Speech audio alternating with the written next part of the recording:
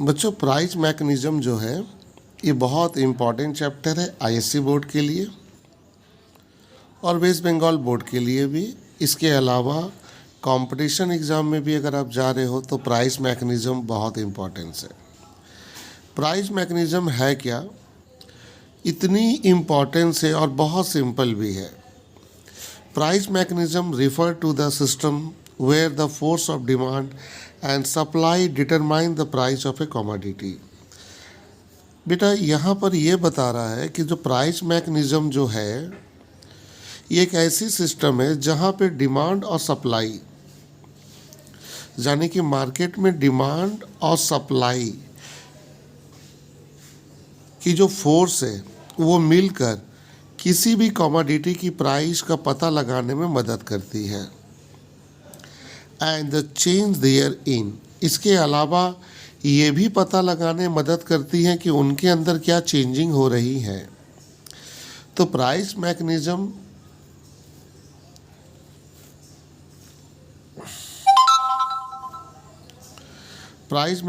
जो है उनकी मीनिंग आपकी क्लियर हो गई कि प्राइस मैकेनिज़्म एक ऐसी सिस्टम है जहाँ पे डिमांड और सप्लाई इनके फोर्स आपस में मिलकर किसी भी प्रोडक्ट की प्राइस का पता लगाने में मदद करते हैं। इसके अलावा उनके अंदर क्या चेंज हो रही हैं ये भी पता लगाने में ये मदद करते हैं। अब बच्चों यहाँ पे हम लोग का जो सोर्स होगी, यहाँ पे जो हमारा पूरा फोकस होगा, पूरा केंद्र बिंदु होगा, वो होगा डिमांड और एक होगा सप्लाई। अगर हम डिमांड और सप्लाई के रिलेशन को समझ ले तो प्राइस मैकेनिज़्म से आने वाला हर एक क्वेश्चन को हम लोग सॉल्व कर सकते हैं। तो पहले डिमांड और सप्लाई ये दोनों को हमें अच्छे तरीक़े से क्लियर करना होगा, क्योंकि डिमांड और सप्लाई ये दोनों के जो फोर्स है, दोनों की जो ताकत है, ये दोनों आपस में मिलकर ही बेटा किसी भी प्राइस की कमोडिटी का पता लगाने में मदद करते हैं।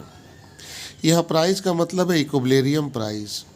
कल एग्जाम में पूछ ले what is the equilibrium price of A commodity, तो आप बोलोगे sir equilibrium price of commodity वहाँ बोलते हैं जहाँ डिमांड और सप्लाई आपस में बराबर होते हैं।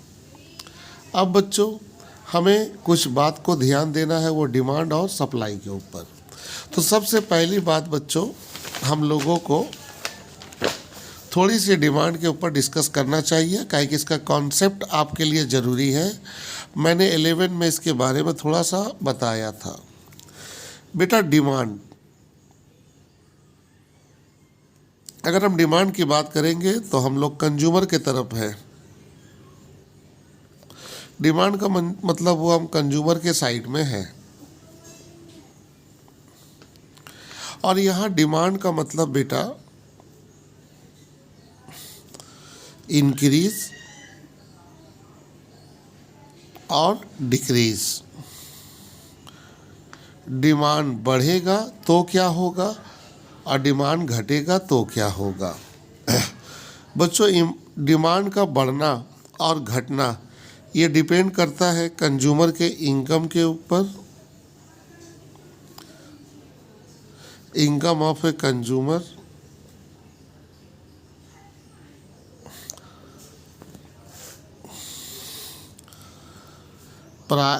taste and preference,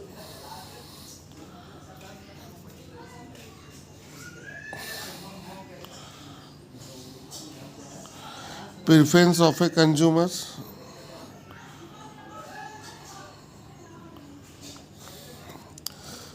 और तीसरा बात है बेटा size of consumer. Size of consumer बेटा ये तीनों,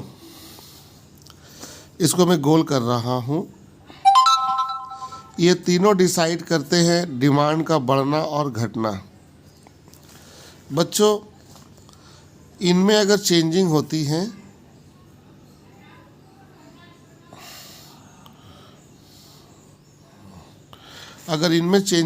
बच्चों,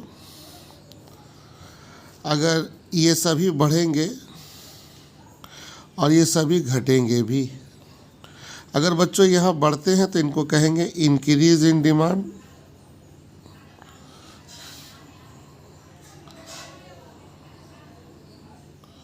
अगर बच्चों ये घटते हैं तो इसे कहेंगे डिक्रीज इन डिमांड।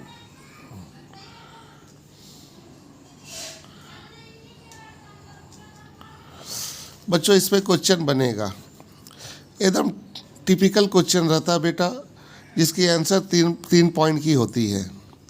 अगर कंज्यूमर की इनकम या उनकी टेस्ट या प्रेफरेंस या कंज्यूमर की संख्या अगर बढ़ेंगी तो वो इंक्रीज इन डिमांड कहलाएगा, लेकिन अगर वो घटेंगी तो डिक्रीज इन डिमांड कहलाएगा।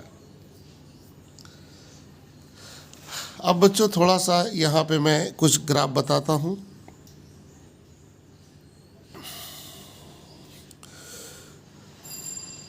बच्चों आपको मालूम होगा डिमांड का स्लोप डाउनवर्ड होता है, ऊपर से नीचे आता है। ये हमारी डी है, ये हमारी ओरिजिनल डिमांड है। अब ये डिमांड कर्व शिफ्ट कर रहा है D1 में।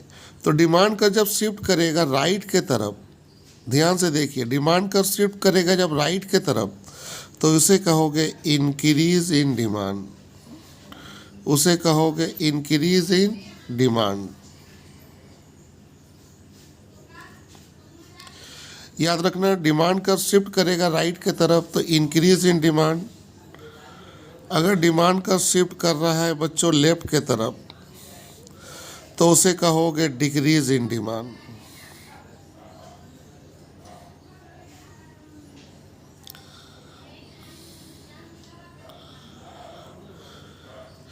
बच्चों ये बेसिक कॉन्सेप्ट है, क्योंकि इसके बिना हम लोग प्राइस मैकेनिज्म एकदम नहीं समझ सकते हैं।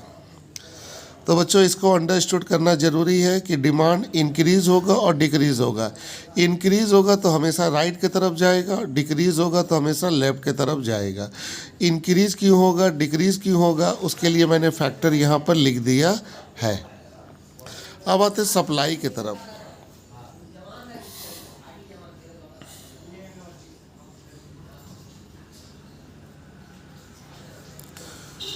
बच्चों सप्लाई, अगर हम सप्लाई की बात कर रहे हैं तो बेटा हम सेलर की तरफ सोच रहे हैं।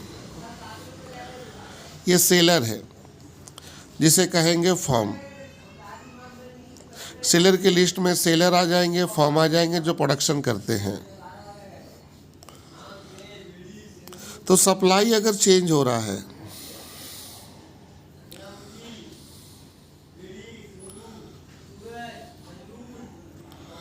सप्लाई अगर चेंज हो रहा है तो उसका सबसे पहला वजह हो सकता है प्राइस,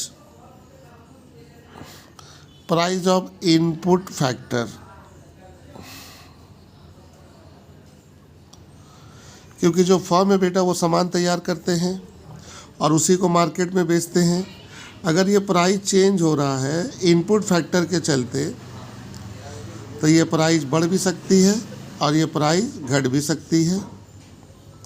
इनपुट फैक्टर का मतलब बेटा मटेरियल, वेजेज, ये हमारे इनपुट फैक्टर है।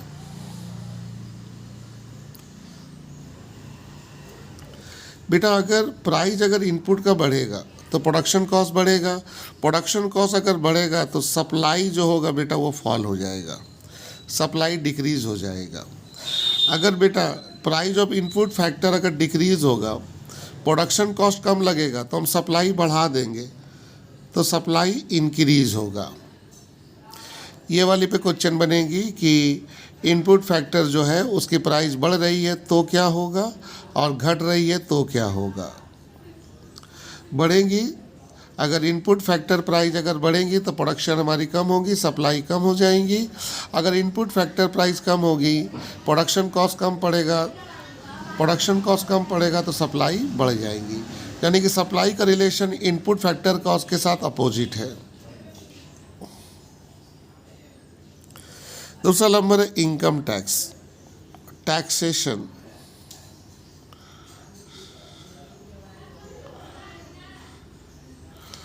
टैक्सेशन का मतलब एक्साइज ड्यूटी,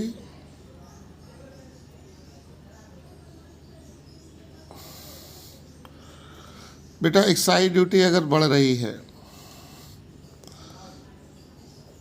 अगर टैक्स ज़्यादा लगेगा प्रोडक्शन कम हो जाएंगी, सप्लाई कम हो जाएगा। अगर बेटा एक्साइज ड्यूटी सरकार कम करेंगी तो सप्लाई बढ़ जाएंगी। इसके बाद है बेटा नंबर ऑफ फर्म।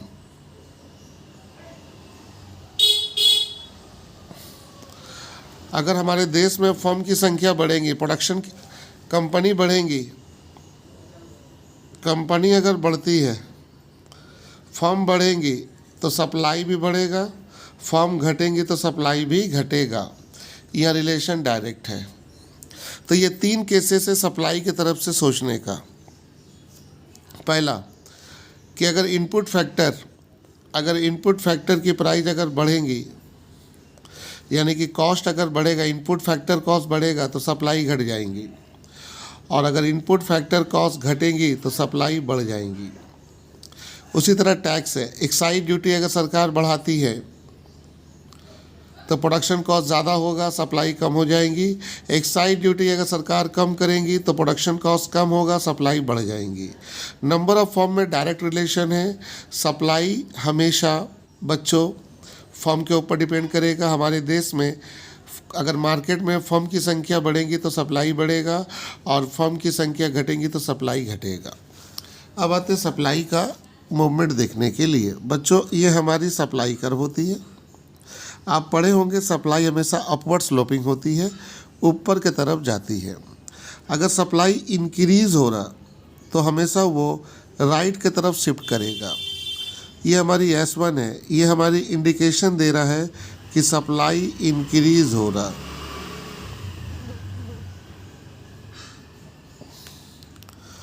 और ये हमारी S2 है जो हमें ये बता रहा कि सप्लाई डिक्रीज हो रहा।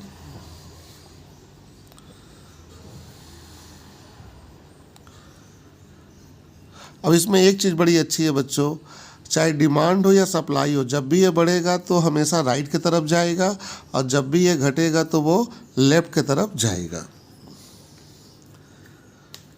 अब बच्चों थोड़ा प्राइस मैकेनिज्म का फंक्शन को थोड़ा देखते हैं हम लोग कि उसकी फंक्शन क्या है।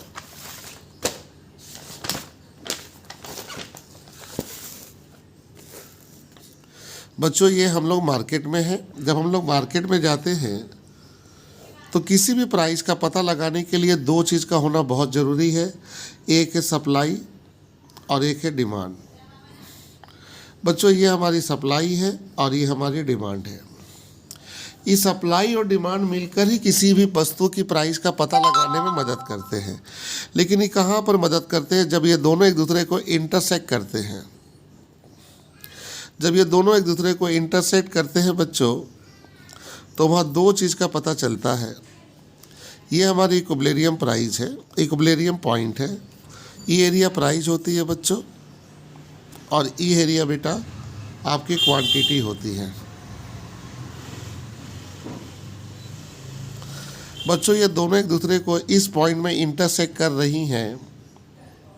तो यहाँ सबसे इम्पॉर्टेंट चीज़ ये है कि जब डिमांड और सप्लाई इस पॉइंट को इंटरसेक्ट कर रही हैं, तो ये जो हमारी प्राइस है ये इक्विलिब्रियम प्राइस है। यहाँ से यहाँ तक ये जो प्राइस है ये इक्विलिब्रियम प्राइस है, और ये जो क्वांटिटी है इक्विलिब्रियम क्वांटिटी है, यानी कि इक्विलिब्रियम आउटपुट है और ये इक्विलिब्रियम प्राइस है।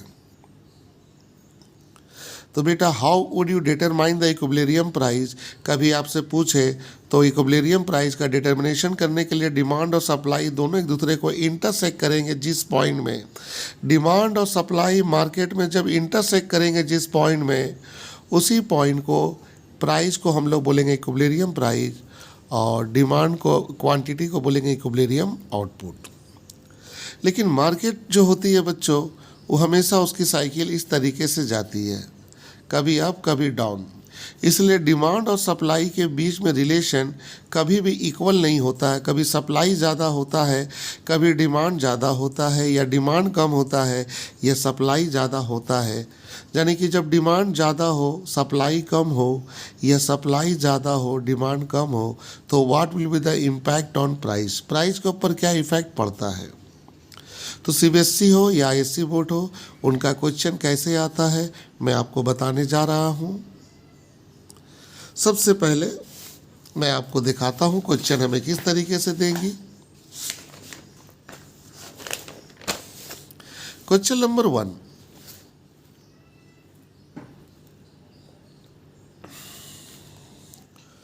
बच्चों ये क्वेश्चन 1 है और कोई भी क्वेश्चन आएगा ना बच्चों तो ग्राफ बना के सॉल्व करना। और देखो मैं दिखाता हूँ कैसे। What will be the impact on equilibrium price and output when there is a increase in demand. आपसे बोल रहा है बेटा ये बताओ इक्विलिब्रियम प्राइस और आउटपुट के ऊपर क्या इफेक्ट पड़ेगा अगर आपका डिमांड क्या होता हो, बढ़ रहा हो।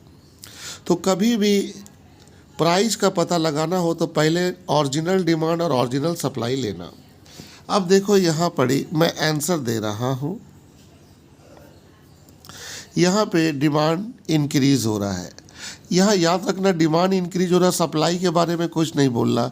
तो सप्लाई कांस्टेंट है, सप्लाई कांस्टेंट है, खाली डिमांड बढ़ रहा है। तो हम लोग पहले यह लिख देंगे बेटा, पहले हम एक तो ग्राफ बनाते हैं, उससे हम पता लगा लेंगे कि क्या इफेक्ट पड़ रहा है। अच्छे से देखना इसको बच्चों। ये हमारी प्राइस है और बच्चों ये हमारी क्वांटिटी है।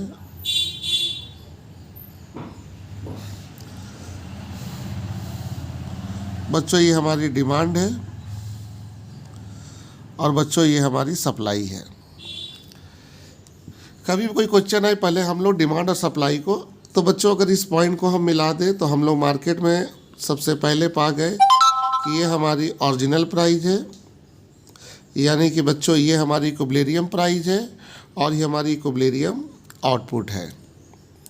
लेकिन अब क्वेश्चन जो बोल रहा है उसको फॉलो करो। क्वेश्चन बोल रहा है there is a increase in demand, demand increase होगा। आपको मालूम है डिमांड जब भी इंक्रीज होगा तो हमेशा राइट की तरफ जाएगा। तो ये हमारी डिमांड है और ये इंक्रीज हो रहा, तो बोलो इधर आएगा कि उधर जाएगा? सर वो उधर जाएगा। तो देखो मैं डिमांड को यहाँ शिफ्ट कर रहा हूँ। अब हम लोग D1 में आ गए। अब इसका आंसर हम लोग खुद लिख सकते हैं। अगर हम D1 में आए हैं बच्चों तो ये अभी यहाँ भी डिमांड और सप्लाई इंटरसेक्ट कर रहा, इस पॉइंट को इससे मिला दिए और बच्चों इस पॉइंट से इसको मिला दिए। ये हमारी पहली इक्विलिब्रियम थी और अभी हमें नई इक्विलिब्रियम मिली E1। अब बच्चों क्वांटिटी देखो बढ़ रही है और बच्चों प्राइस भी देखो क्या हो रही है, बढ़ रही है। क्वांटिटी भी क्या हो रही है, बढ़ रही है। सप्लाई जैसा था वैसे ही है। तो इस क्वेश्चन का आंसर इस ग्राफ से आपको मिल गया। तो हम लोग लिखेंगे यहाँ पर सर कंक्लूजन लिखेंगे।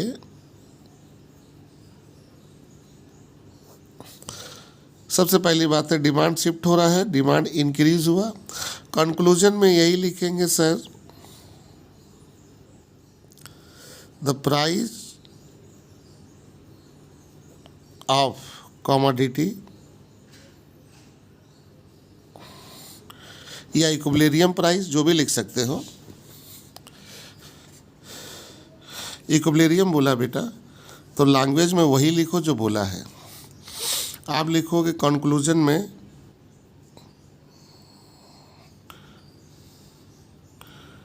Equilibrium price rises, equilibrium price rises हुआ, P0 से P1 हुआ एंड इक्विलिब्रियम आउटपुट भी राइजेस हुआ।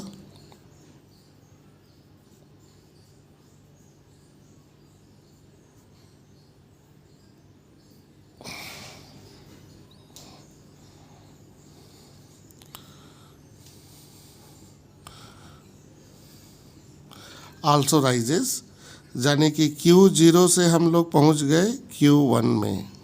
इसका आंसर आपको मिल गया 5 मार्क्स का, एकदम सिंपल है।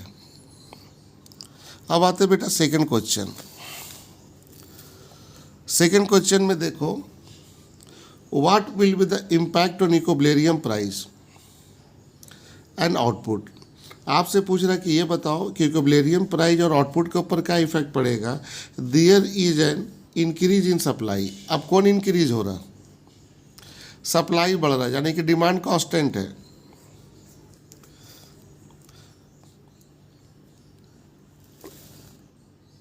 यानी कि बच्चों पहले यहाँ पर एक तो चीज़ हम लिख दें, इस केस में डिमांड बढ़ा था, सप्लाई कम था, तो हम लोग लिखेंगे दिस इज, पहले ये लिख देंगे this is the case of demand is greater than supply. यहाँ जो केस है वहाँ डिमांड ज़्यादा है किससे? सप्लाई से, तब जाके ये रीजन देना। इस केस में आओ बच्चों, इस केस में टीचर हमसे पूछ रहा, सब तुम्हारे एग्जाम में आया बच्चा, what will be the impact on equilibrium price and output when there is an increase in supply. Be alert. कौन इंक्रीज हो रहा है? सप्लाई इंक्रीज हो रहा।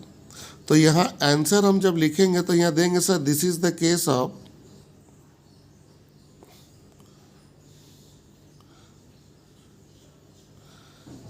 Case of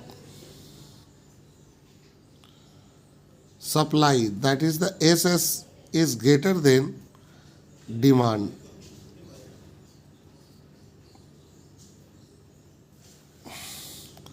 Greater than demand. अब बच्चों क्वेश्चन के हिसाब से हमको सॉल्व करना होगा, तो हम इसको सॉल्व करते हैं बच्चों। ग्राफ बहुत ज़रूरी चीज़ है बेटा, इसमें बिना ग्राफ का आप कुछ नहीं कर पाओगे। इसका आंसर आपको जब भी देना हो तो ग्राफ ड्रॉ करो। सबसे पहले ओरिजिनल डिमांड और ओरिजिनल सप्लाई को ले लो। ये हमारा डिमांड है और ये हमारा सप्लाई है। अब डिमांड और सप्लाई दोनों एक दूसरे को इंटरसेक्ट कर रहे हैं इस पॉइंट पे। ये हमारा इक्विलिब्रियम पॉइंट हुआ। ये वाली एरिया जो है ये प्राइस वाली होंगी और ये वाली जो एरिया है बेटा वो क्वांटिटी होंगी। बेटा ये हमारी ओरिजिनल प्राइस है और ये हमारी ओरिजिनल क्वांटिटी है। दैट मीन्स ये हमारी इक्विलिब्रियम प्राइस है और ये हमारी इक्विलिब्रियम क्वांटिटी है। अब इसमें चेंज हो रहा, चेंज होने का वजह यहाँ बताया है। क्या इंक्रीज होगा? सप्लाई। अच्छा, सप्लाई इंक्रीज होगा तो राइट की तरफ लेफ्ट की तरफ जाएगा या राइट की तरफ? तो हमेशा राइट की तरफ जाएगा। तो ये सप्लाई है, ये एक सप्लाई और ड्रॉ हो गया, इसका नाम दिए S1। सप्लाई यहाँ पर ही हमारा शिफ्ट हुआ। अब बच्चों सप्लाई डिमांड को इस पॉइंट में काट रहा, तो यहाँ पर मेरा इक्विलिब्रियम पॉइंट बना E1। अब इसको मैं इससे मिला दूं और इसको इससे मिला दूं, आपको आंसर मिल गया। अब ध्यान से देखो ग्राफ क्या कह रहा। ग्राफ ये कह रहा है कि क्वांटिटी आपकी बढ़ रही है। देखिए क्वांटिटी बढ़ी लेकिन प्राइस आपका क्या हो रहा? फॉल हो रहा। यानी कि सप्लाई अगर ज़्यादा है डिमांड से तो क्वांटिटी घट रही है और प्राइस क्या हो रहा? देखो प्राइस आपकी घट रही है और क्वांटिटी आपका बढ़ रहा। तो यहाँ पर हम लोग कंक्लूजन देंगे,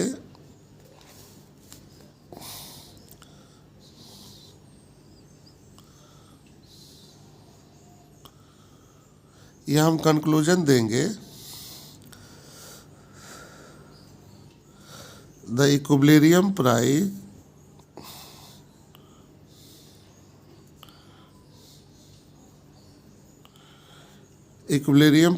fall, equilibrium price fall and equilibrium output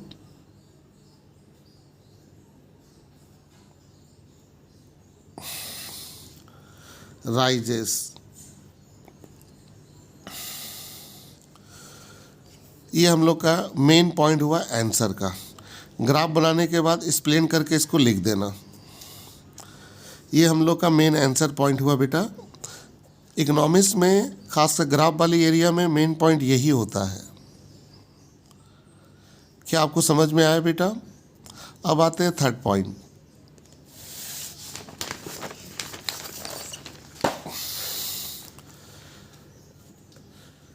अब प्राइस मैकेनिज्म की थर्ड पॉइंट देखते हैं क्या है बच्चा।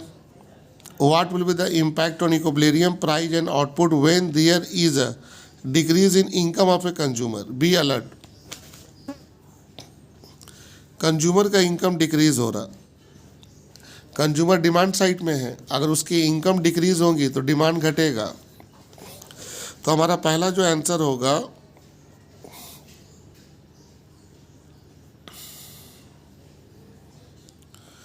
Decrease in income of a consumer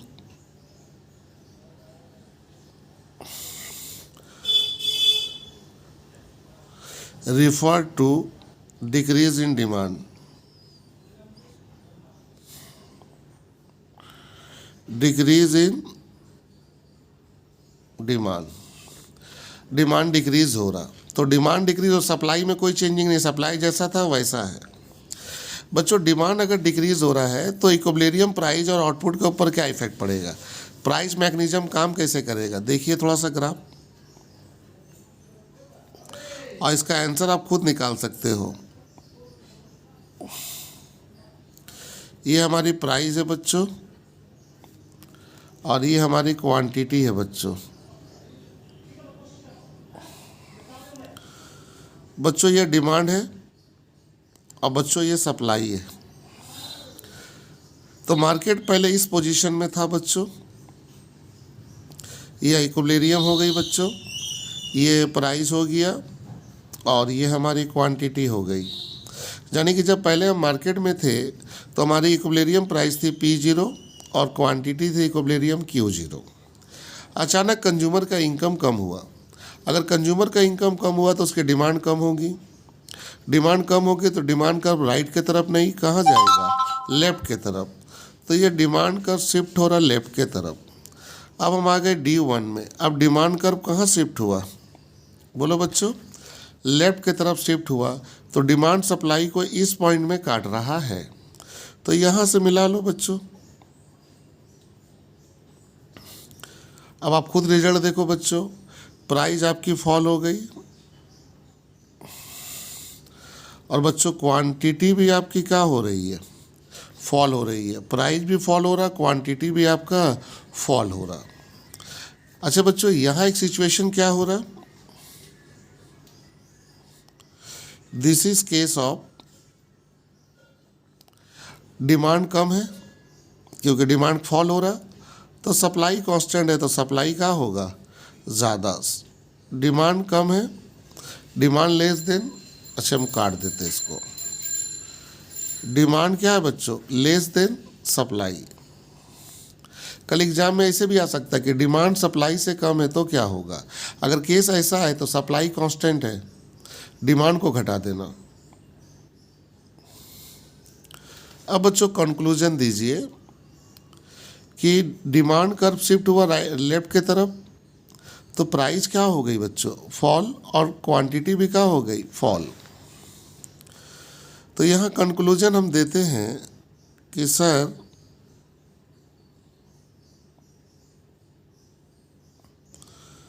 अगर डिमांड सप्लाई से सर अगर कम है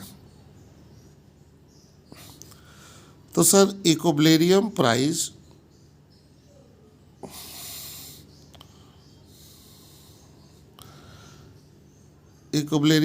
फॉल हुआ एंड इक्विलिब्रियम आउटपुट भी क्या हो रहा,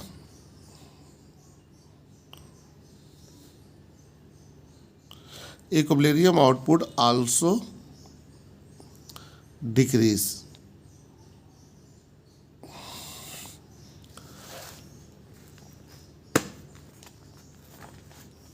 अब आते हैं बच्चों नेक्स्ट क्वेश्चन की तरफ।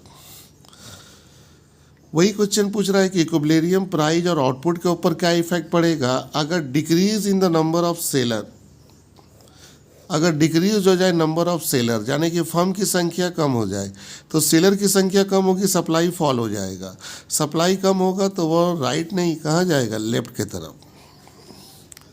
तो बेटा हम लोग यहाँ आंसर दे सकते हैं This is the case of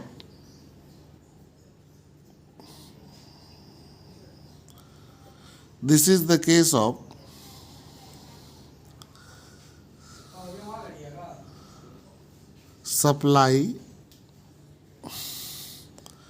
less than demand. यहाँ पर सप्लाई कम है डिमांड से। अब बच्चों यहाँ पे हम देखते हैं रिजल्ट क्या होती है।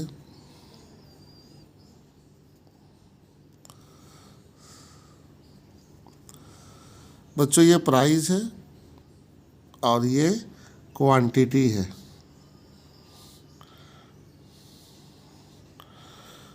बच्चों हम लोग सबसे पहले अपनी ओरिजिनल फॉर्म ले रहा हूँ इक्विलिब्रियम की, क्योंकि इसके बिना हम काम नहीं कर पाएंगे। यहाँ डिमांड और सप्लाई दोनों एक दूसरे को इंटरसेक्ट कर रहे इस पॉइंट पे। तो ये हमारी पहली इक्विलिब्रियम प्राइस हुई।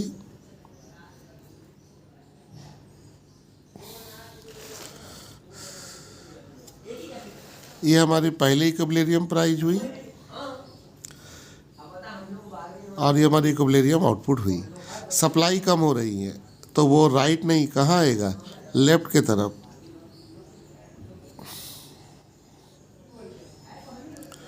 अगर वो लेफ्ट की तरफ शिफ्ट कर रहा है तो इस पॉइंट में डिमांड को काट रहा है। अब इक्विलिब्रियम प्राइस का जो पॉइंट होगा इक्विलिब्रियम का वो E1 हुआ। अब बच्चों ध्यान से देखो क्वांटिटी क्या हो रही है। क्वांटिटी घटी बच्चों, क्वांटिटी घटी, लेकिन बच्चों प्राइस क्या हो रही है, प्राइस बढ़ रही है। तो इसका कंक्लूजन हम लोग देंगे बेटा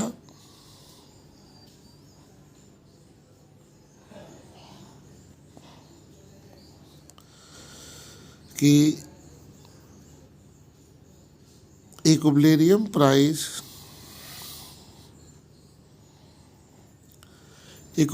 प्राइस बच्चों इंक्रीज हो रही है एंड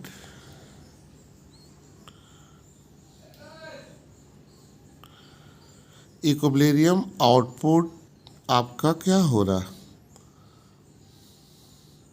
इक्विलिब्रियम आउटपुट आपका फॉल्स हो रहा है। अभी मैंने जितना भी केस दिखाया उसमें एक कांस्टेंट है। डिमांड को बढ़ाया तो सप्लाई कांस्टेंट था, सप्लाई को बढ़ाया या घटाया तो डिमांड कांस्टेंट था। अब अगर दोनों में चेंजिंग होता है तो क्या होगा, और यही सबसे लास्ट क्वेश्चन होता है बेटा। इसके बाद प्राइस मैकेनिज्म आपके हाथ में है, इसको अच्छा से करना और असुविधा हो तो एक बार क्लास में पूछ लेना।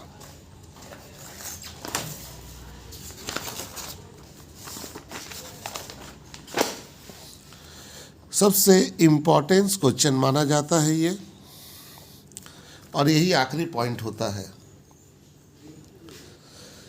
बेटा ध्यान देना, what will be the impact on equilibrium price and output. Equilibrium price and output में क्या इफेक्ट पड़ेगा, increase in consumer income, consumer का इनकम बढ़ रहा यानी कि डिमांड बढ़ रहा, और reduction in the price of input, जो इनपुट का प्राइस है वो कम हो रहा। तो यहाँ पर डिमांड और सप्लाई दोनों चेंज हो रहा। जब डिमांड और सप्लाई दोनों चेंज होगा हमेशा उसका आंसर 3 केस में आपको देना है, case 1, case 2, case 3। Case 1, case 2, case 3। सबसे पहला बात है बेटा, यहाँ कंज्यूमर का इनकम अगर बढ़ रहा तो डिमांड बढ़ रहा, और इनपुट का प्राइस अगर कम हो रहा तो सप्लाई बढ़ रहा। अब क्वेश्चन उठ रहा कि डिमांड और सप्लाई अगर दोनों बढ़ रहा है तो कौन ज़्यादा बढ़ रहा कौन कम बढ़ रहा। यहाँ पर यह बात क्लियर नहीं है, तो वहाँ आप 3 केस लोगे कि दोनों सेम प्रोपोर्शन पे बढ़ रहा, दोनों सेम बढ़ रहा, डिमांड भी जितना बढ़ रहा सप्लाई भी उतना बढ़ रहा। सेकंड केस में दोगे डिमांड ज़्यादा बढ़ रहा सप्लाई कम बढ़ रहा, और थर्ड केस में दोगे सप्लाई ज़्यादा है और डिमांड क्या है, कम। तो इसकी रिपोर्ट कार्ड किस तरीके से तैयार करता हूँ देखिए आप। यहाँ पर दोनों चेंज हो रहे हैं, डिमांड भी और सप्लाई भी।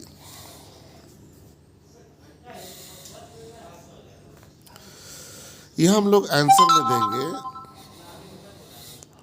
Hair demand and supply both are change.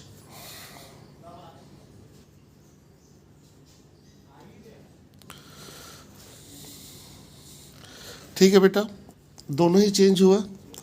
So it may be assume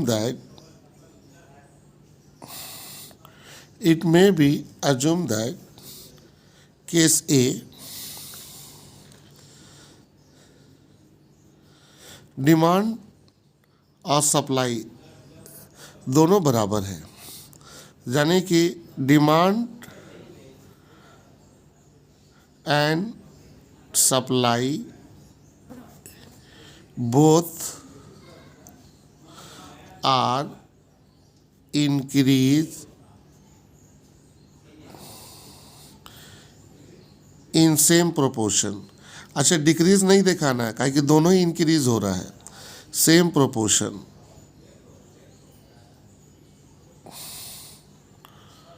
तो बच्चों जब इसका ग्राफ बनाओगे ना, तो डिमांड और सप्लाई जब चेंज करोगे तो उसका जो गैपिंग एरिया होगा एकदम सेम रखोगे, जैसे हम दिखा रहे हैं।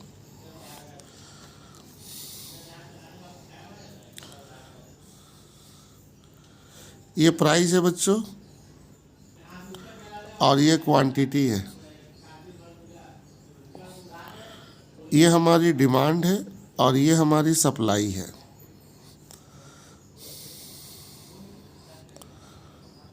हमेशा पहले ओरिजिनल ले लो।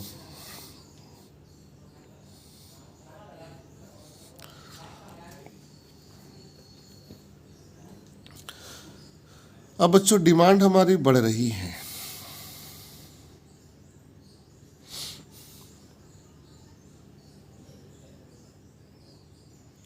तो डिमांड शिफ्ट होगा राइट की तरफ।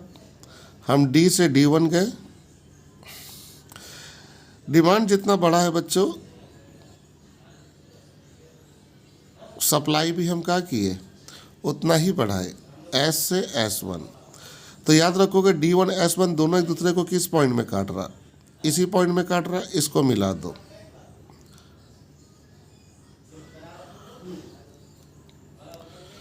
अब बच्चों यहाँ ध्यान से देखो बच्चों,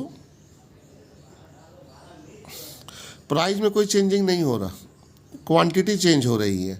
यानी कि जहाँ डिमांड और सप्लाई सेम प्रोपोर्शन में चेंज होगा, प्राइस कांस्टेंट हो जाएगा, क्वांटिटी चेंज हो जाएंगी। तो यहाँ जो कंक्लूजन निकल रहा बच्चों,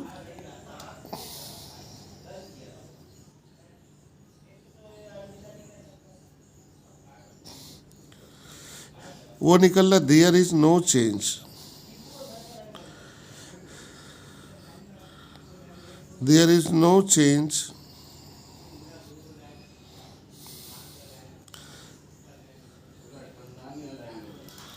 equilibrium price. There is no change in equilibrium price, but equilibrium output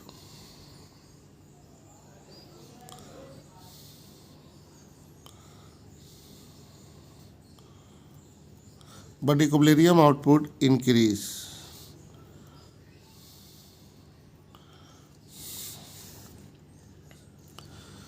तो बच्चों ये हमारी केस 1 हुआ, जहां डिमांड और सप्लाई दोनों सेम प्रोपोर्शन में चेंज हो रहा, प्राइस के ऊपर कोई इफेक्ट नहीं पड़ रहा, क्वांटिटी बढ़ जा रहा।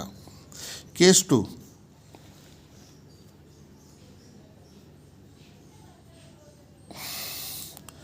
केस 2 में डिमांड ज़्यादा है, सप्लाई कम है, यानी कि डिमांड भी बढ़ रहा लेकिन डिमांड ज़्यादा बढ़ रहा और सप्लाई कम बढ़ रहा। चलिए देखता हूँ क्या हो रही है।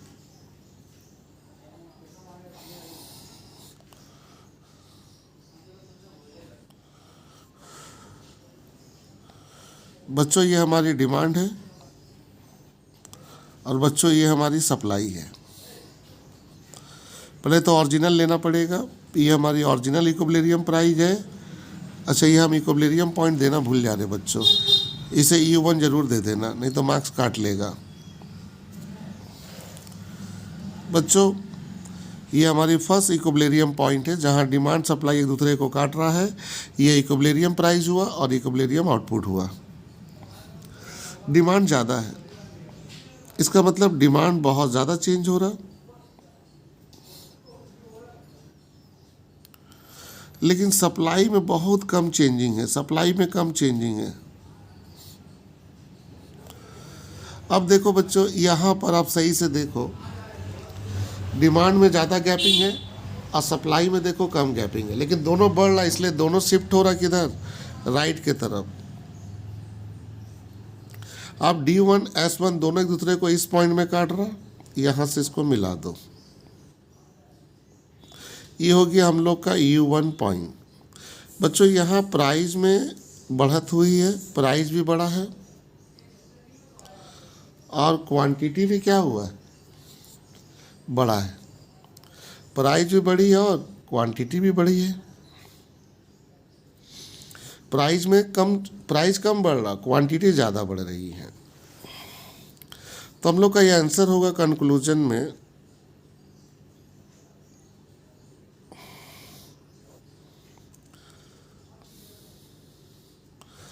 The equilibrium price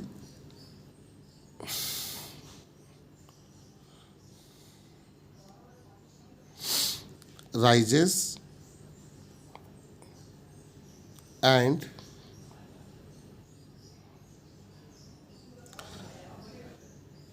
equilibrium output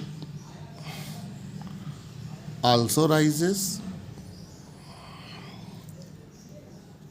दोनों ही बढ़ रहा, और तुम डिटेल से ये भी लिख सकते हो कि सर प्राइस जो है वो कम बढ़ रहा और क्वांटिटी क्या हो रहा है, ज़्यादा बढ़ रहा। अब आते हैं केस 3।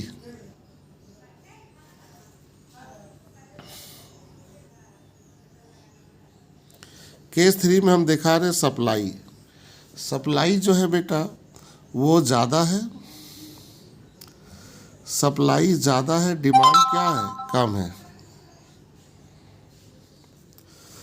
तो सप्लाई ज़्यादा डिमांड कम है, तो देख लो, इसका कंक्लूजन तुम खुद दे देना। ये हमारी डिमांड है और ये हमारी सप्लाई है, दोनों एक दूसरे को इस पॉइंट में काट रहे हैं। ये P0 हुआ और ये Q0 हुआ। यहाँ प्राइस लिख दोगे और यहाँ आउटपुट। अब बच्चों यहाँ सप्लाई में बहुत ज़्यादा चेंजिंग है और डिमांड में बहुत कम है, तो डिमांड जो है बहुत कम चेंज है, डिमांड शिफ्ट हुआ राइट की तरफ, लेकिन सप्लाई में बहुत ज़्यादा चेंजिंग है, तो सप्लाई आपका ज़्यादा हो गया। दोनों एक दूसरे को इस पॉइंट में काट रहे हैं, प्राइस फॉल हो रहा और क्वांटिटी क्या हो रही है, बढ़ रही है।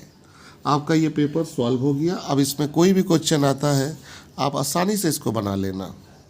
अब बेटा मैं सप्लाई और इलास्टिसिटी को दे दूंगा, बस आपका कंप्लीट हो जाएगा। बाय बच्चों।